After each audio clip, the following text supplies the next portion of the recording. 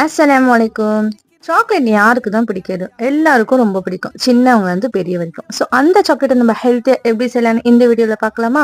இந்த video save பண்ணி வச்சுட்டு கண்டிப்பா செஞ்சு பாருங்க. அதுக்கு வந்து நான் நைட்டே வந்து 10 பாதாம், 10 முந்திரி, 10 பிஸ்தா வந்து ஊற வச்சுட்டேன். பிஸ்தா வேணா ஸ்கிப் பண்ணிக்கோங்க. இப்போ அத நல்லா அரைச்சு பேஸ்ட் பண்ணி வச்சுக்கிட்டேன். இப்போ வந்து 2 கியூப் மாரி வந்து நான் கட் பண்ணி பட்டரை வந்து மெல்ட் பண்ணிக்கிறேன்.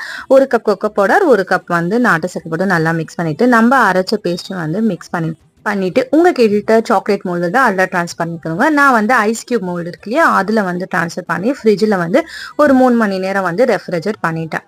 அவ்வளோதான். நான் வந்து 3 மணி நேரம் கழிச்சு வந்து டிமோல்ட் பண்ணிட்டேன். நம்மளுடைய ஹோம்மேட் சாக்லேட் ரெடி.